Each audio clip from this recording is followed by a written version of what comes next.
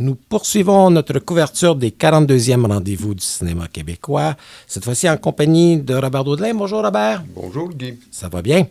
Mais oui. Oui. Donc, nous rencontrons Adrian Wills. Bonjour Adrian. Bonjour. Bonjour Adrien. Afin de parler d'une fille tranquille. Mais pas si tranquille que ça.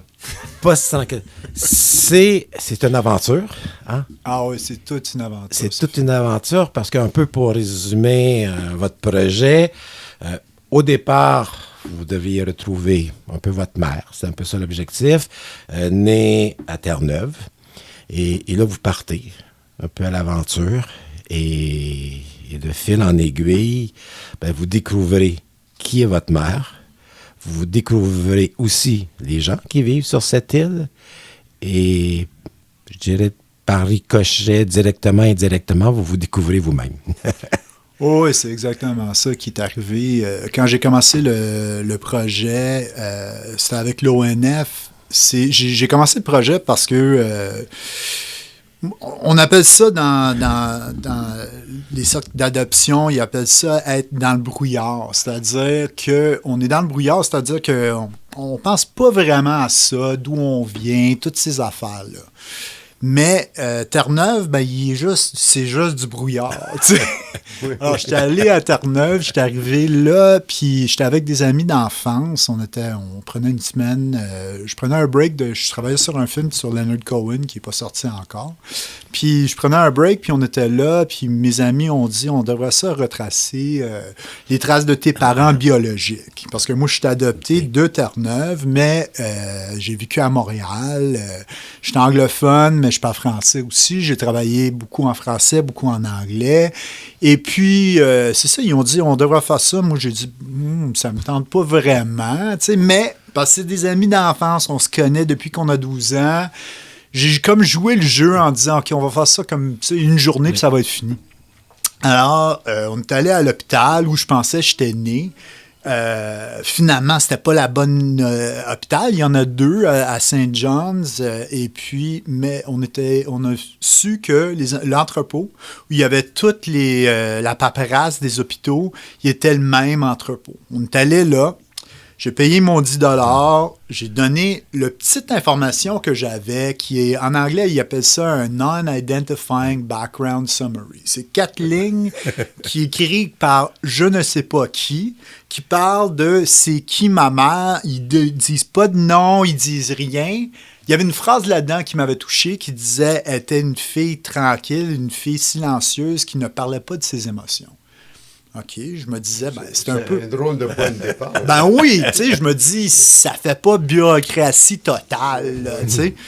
J'étais arrivé là, j'ai dit, donnez ça à madame, puis j'avais donné un nom qu'on m'avait donné quand j'étais petit, ma mère adoptive, c'était le nom Wayne Cousins, puis ma mère adoptive, elle a dit, garde, je sais pas d'où ça vient, ça, mais je pense qu'ils sont trompés, puis ils m'ont donné ton vrai nom, mais je suis pas sûr. Alors, j'ai donné ça. Puis, on est parti. Là, en 10 minutes, mon téléphone sonne, puis c'est la madame. Elle me dit, j'ai trouvé. J'ai dit, non, mais ça se peut pas. On arrive là, je prends l'enveloppe, j'ouvre ça. Il y a toute mon information de bébé, mais c'est comme tout un autre nom. C'est pas mon nom Adrian Wills, c'est le nom de Wayne Cousins. Puis là, je suis comme... OK, là, le brouillard, là, il part.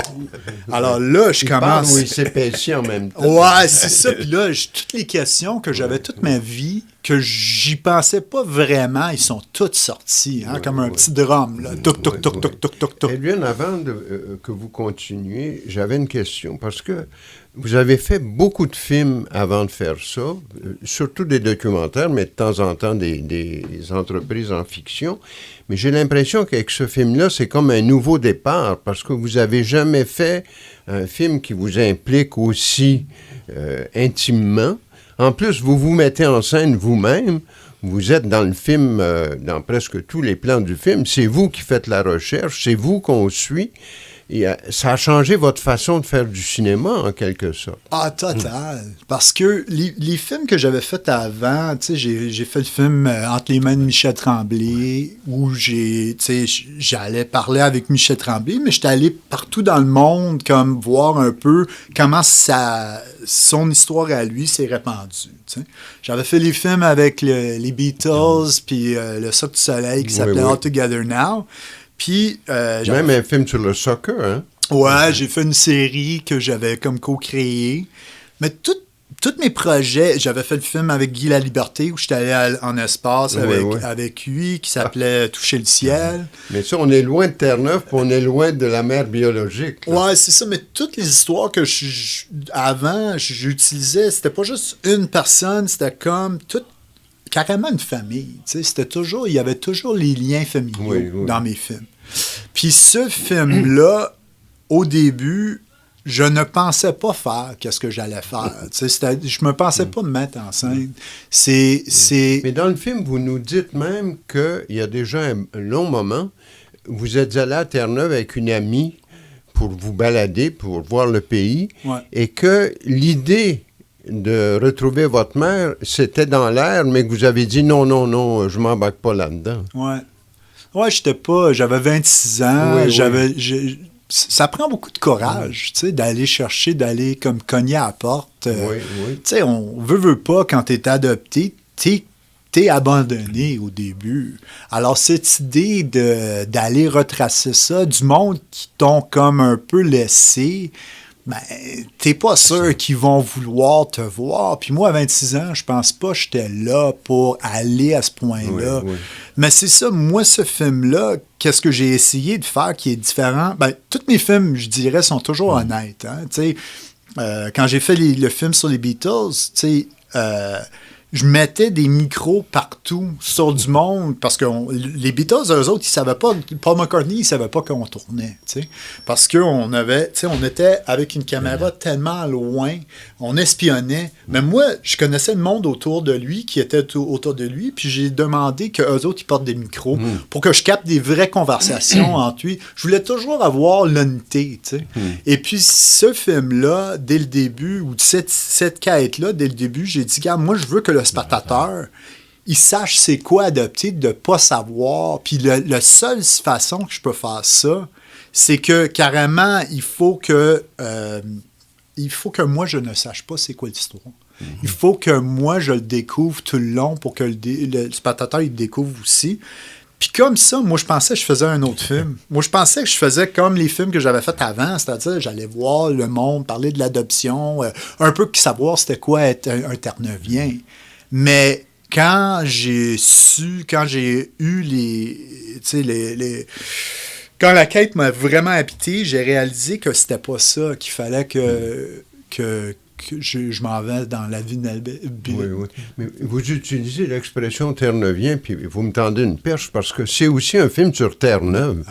Ça, je trouve ça extraordinaire. On découvre Terre-Neuve à travers votre périple. Puis, et même jusqu'à Michael Crummy, tout à coup, un écrivain de cette stature-là à Terre-Neuve, j'avoue mon ignorance, hein, j'étais très touché par l'échange que vous avez trouvé avec lui quand vous avez Oui, c'est ça. Michael Crummy, c'est un peu un des grands écrivains de Terre-Neuve. C'est la productrice, Annette, qui m'a mis avec lui la première journée. Je le connaissais pas du tout. Puis, il s'est vraiment... tout le monde que j'ai rencontré dans ce film-là, il était généreux. T'sais. Tout le monde était généreux. Puis les Terre-Neuviens, c'est un peu comme les Québécois, c'est-à-dire c'est vraiment une culture en soi. Il y a une fierté. Ça vient vraiment du paysage aussi. Puis ça vient des affaires qui ont vécu, qui étaient dures. Puis Michael Crummy, il était impliqué dans mon histoire quand il a su... tout le monde voulait m'aider. Puis comme ça, on est devenus, veut pas, amis. Puis c'est assez intéressant parce que, comme Michel Tremblay, quand j'avais fait le film avec Michel Tremblay, à un moment donné, il me dit « Écoute, tu me fais raconter ma vie. » Puis il m'a raconté des affaires qu'il n'avait jamais racontées. Tu sais. Puis Michael Crummy a un peu embarqué dans le même affaire avec moi, c'est-à-dire, puis là, j'ai fait « OK, ben on va se suivre. » Puis je suis allé le voir chaque fois que j'allais à Terre-Neuve parce que je le voyais comme un historien émotionnel. Et c'est ça que... C'est comme ça que lui, il me montrait un peu... Tout le monde me montrait c'était quoi être terre-neuvien. Mais, tu sais, moi, j'allais dans des petits villages pour raconter... Tu sais, puis j'allais comme découvrir un peu les secrets.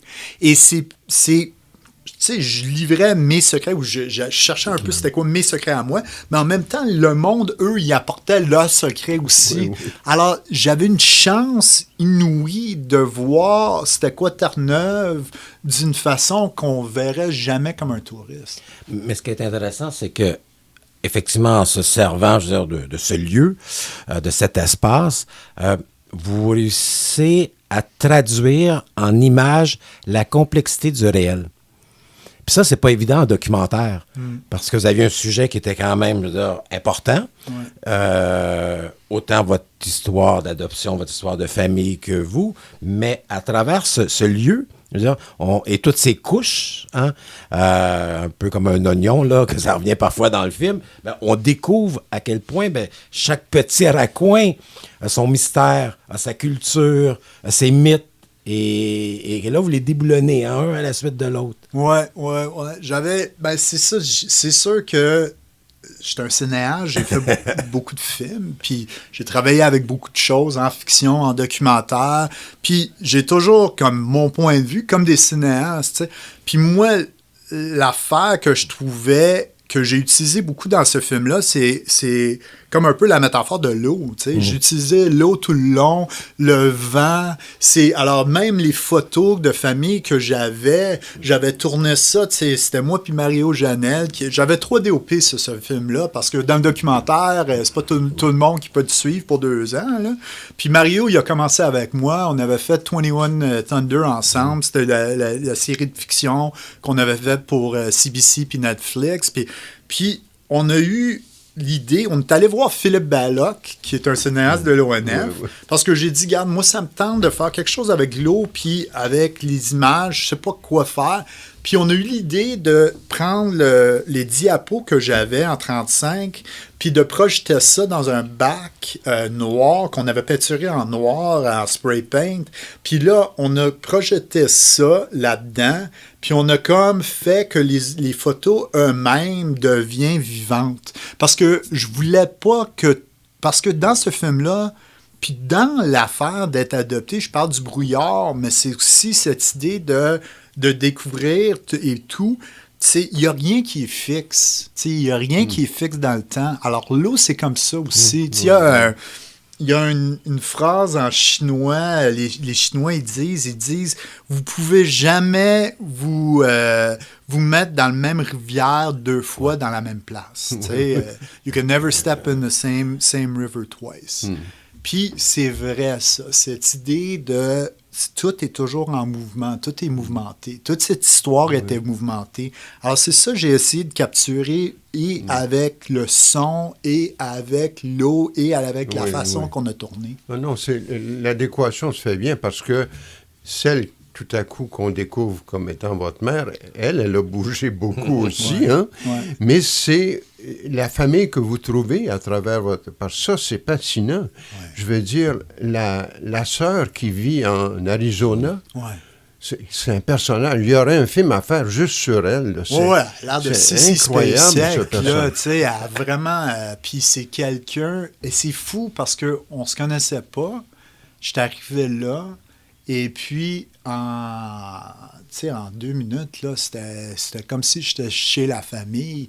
Puis elle voulait pas de small talk, moi non plus. Puis on s'est vraiment... C'est un amour pur qu'on a vécu. On sent votre complicité tout de suite. Tout le long, tout le monde, toute la famille que j'ai rencontrée, j'ai vu à quel point que on était liés.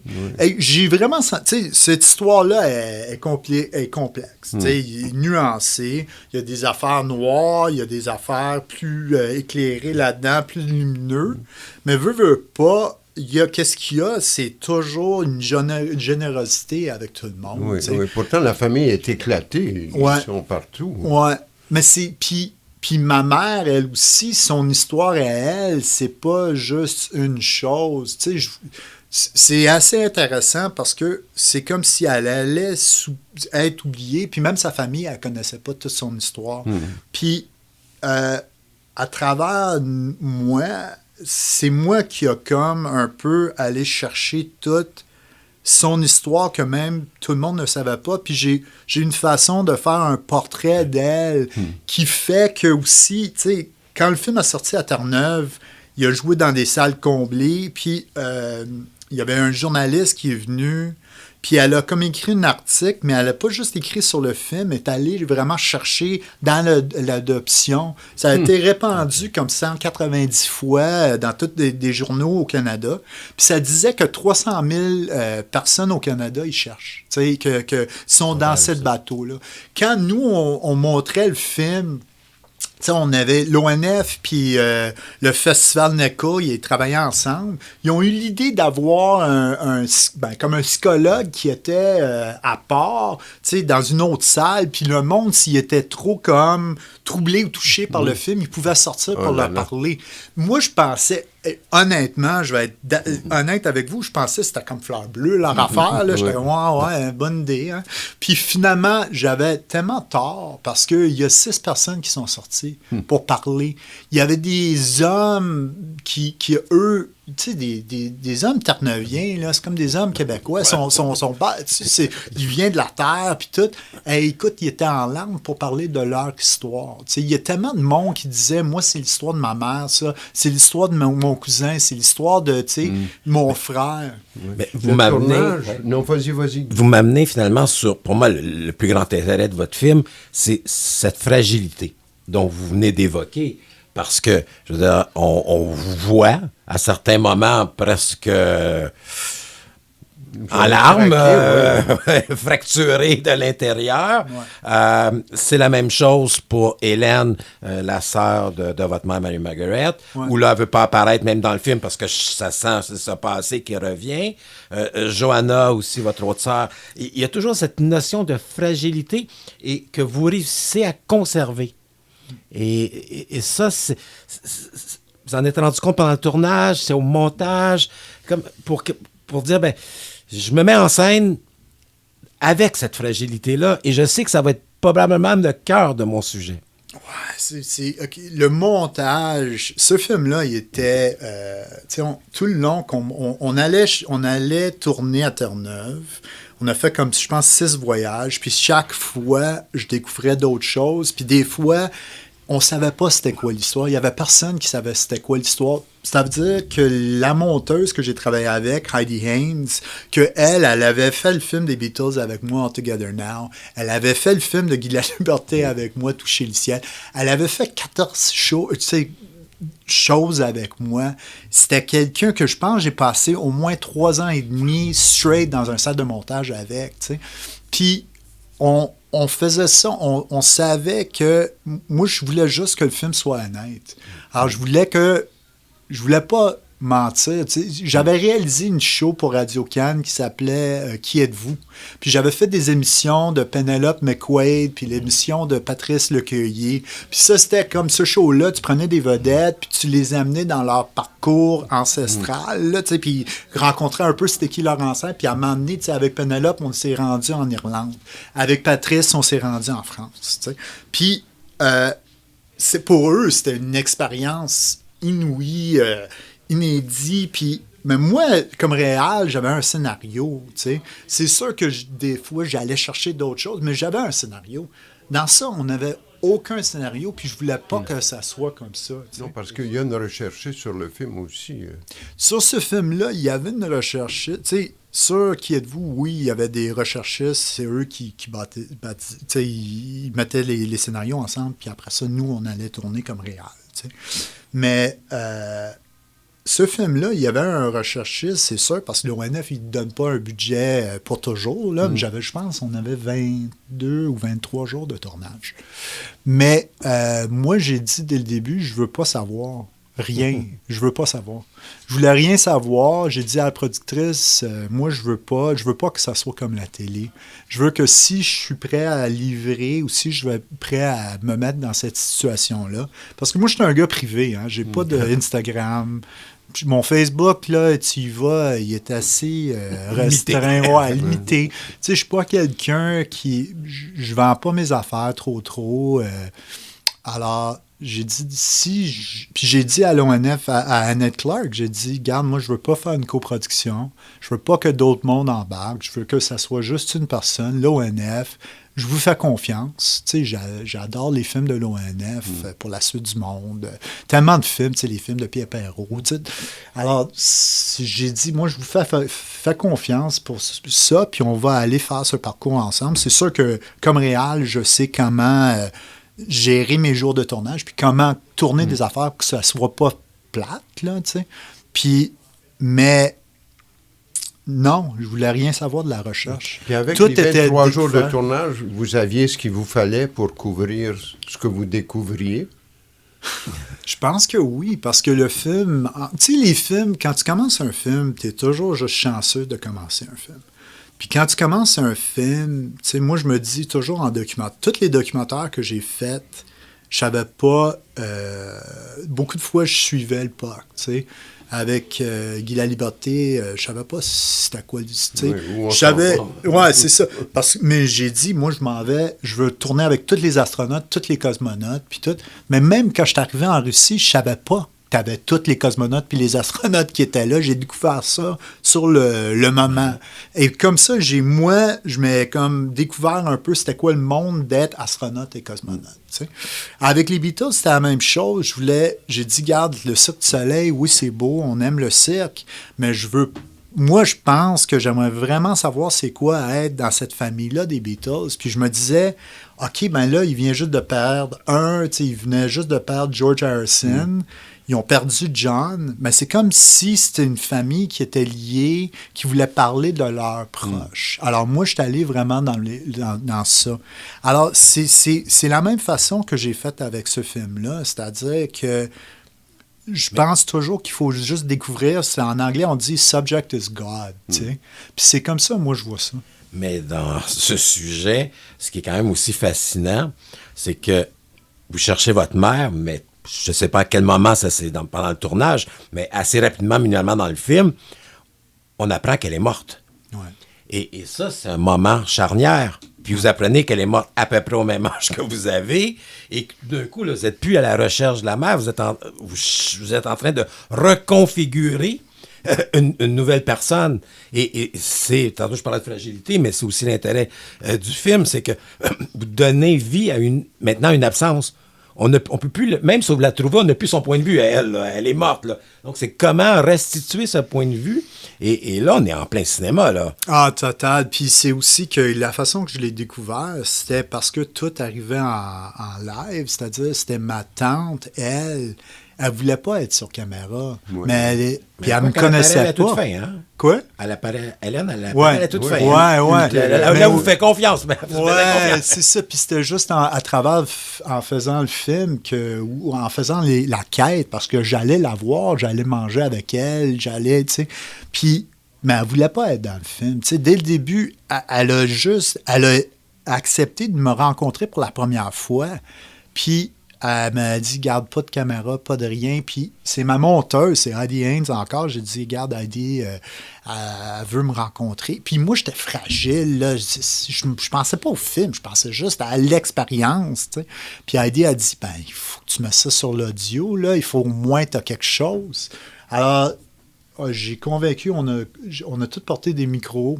Puis j'ai fait un peu qu'est-ce que j'avais fait sur les Beatles. C'est juste que maintenant, je le faisais à moi-même. Puis à Hélène, puis à ma cousine qui est venue pour supporter sa mère. Puis quand elle m'a raconté comment, puis qu'est-ce qui est arrivé avec ma mère, qu'elle était morte, c'était la première fois qu'elle m'a rencontré.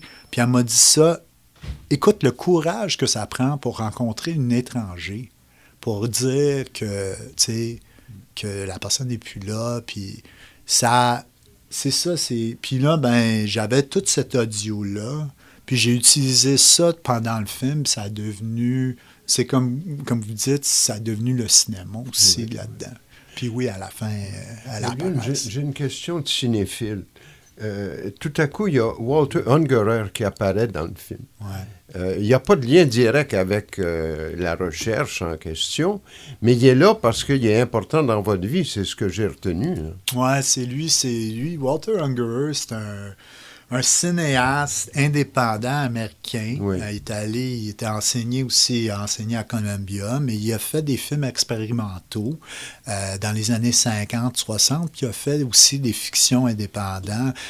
Entre autres, lui, il était un ami de mon père adoptif, et puis les deux sont rencontrés à New York, à Pratt Institute. Ils étaient ensemble.